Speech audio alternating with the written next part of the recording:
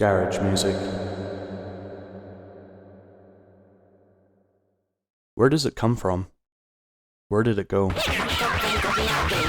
Some say it was created in a garage. Others say it was invented by Jesus at the Last Supper.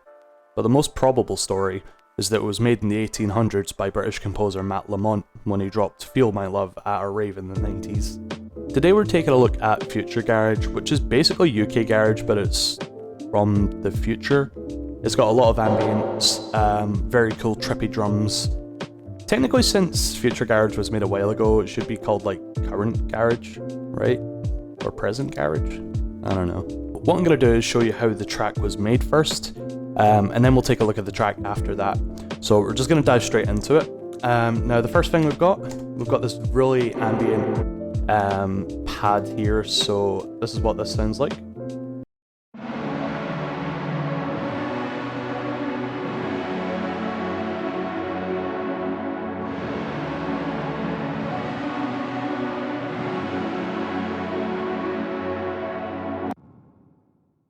It's a really cool, it's like severely reverbed and it sounds really, really dope. What I'm going to do with this one is I'm actually going to give away the FLP just straight away, just because this is one that didn't take me much time at all. Basically, you guys should get an FLP, this is pretty cool. I know the drums are really difficult to make, so this is one of those things where you guys could learn a lot just from the FLP on its own. So the next thing we have is a respace. Now this is just basically two saws with a bit of sort of high pass. There is no sub bass on this because the sub bass does come in later, and it sounds a lot better that way. It just, you know, kind of hypes the track up a bit. But this is what the reese sounds like.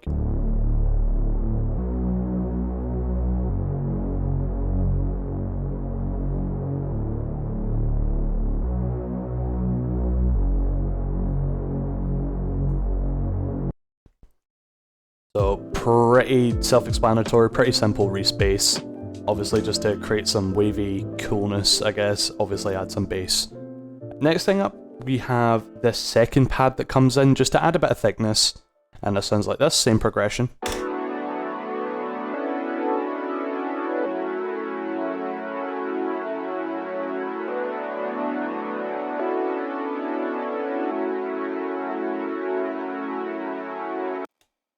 Next thing up we have is I've got some bells down here. These are absolutely reverbed as humanly possible, just to, again, create more ambience.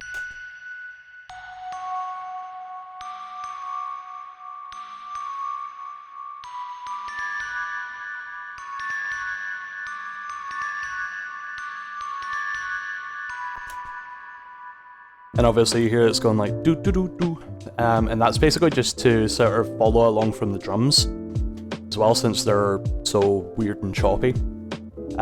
Next thing up we have is just a vocal chop.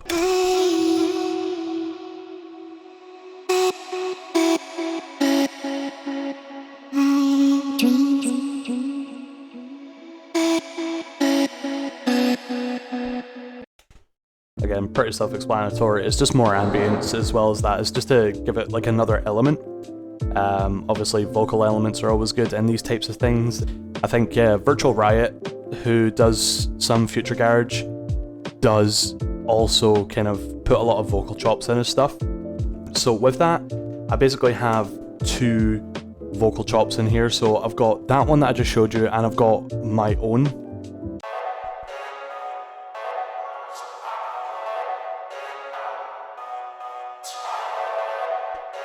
Now, these are quite quiet for a reason. They're more to provide like a kind of percussive sort of sound, because there's a lot of tss and ch going on in there. And that was basically just me singing over some random vocals. When I give you the FLP, you'll be able to find the actual vocal itself, and you can make your own chops if you want. You can mess about with it. Next thing up, I think, is probably the most difficult part about Garage or Future Garage, is the drums. So the drums are pretty complex. They're not really using many sounds. You literally have a kick, a couple of types of rims, and a couple of types of hi-hats. I've also got some crashes and some vocal sounds just for transitions. So these are what these sound like.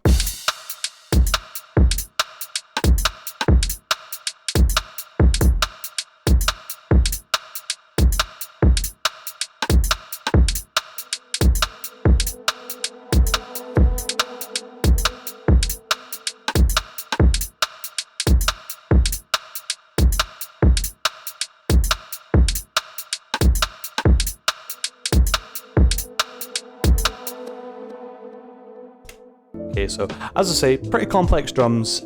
If you take a look at the FLP when you get it, you'll be able to actually have a look at how those are made. Basically, you'll be able to copy and paste some things, you know, try out your own drums on this as well.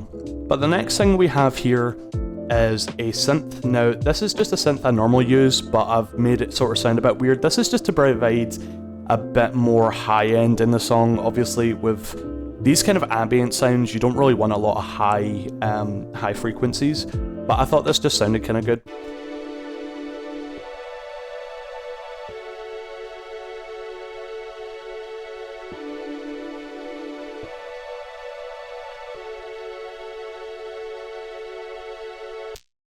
Again, just following along with the chord progression.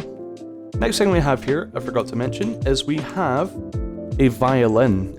I use the BBC Orchestra by Spitfire Audio, same as I did in my Porter Robinson tutorial, but this time I used it as another backing for some high end in the song. This is what this will sound like.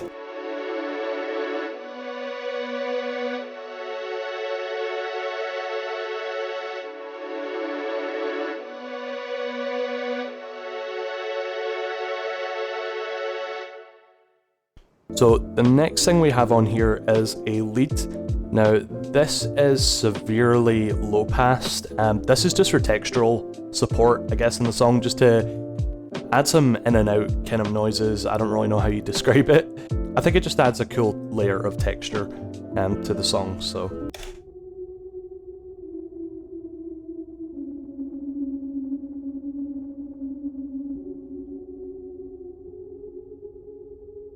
So the last thing we have on here is our sub bass. So again, this just follows the pattern, same as the reese, same as the chords, and on its own that just sounds.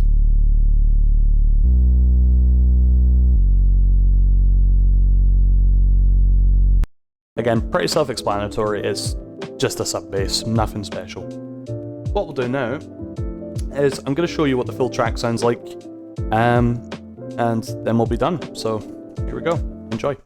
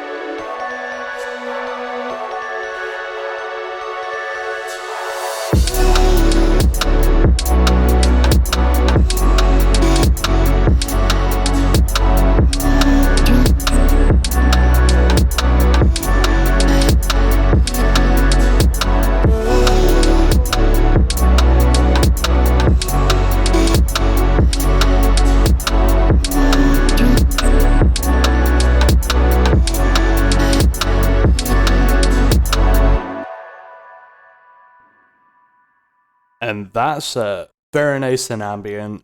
All done and dusted. You guys feel free to subscribe. As I always say, leave a comment, like, subscribe, follow me on stuff. I want money. Please, thank you. Bye.